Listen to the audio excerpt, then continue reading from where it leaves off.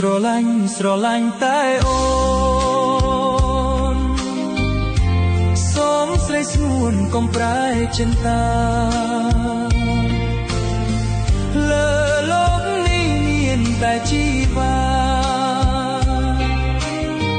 រំដោះស្នេហាចេញពីទុក្ខបានបងស្រឡាញ់ស្រីស្មោះសូមអូនកុំដោះចិត្តចេញពីស្នេ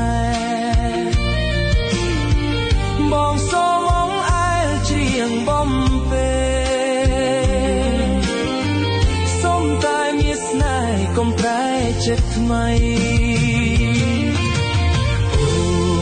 អូនញញឹមពុកព្រារៀមសូមផ្ញើកាយនឹងចិត្តភក្តី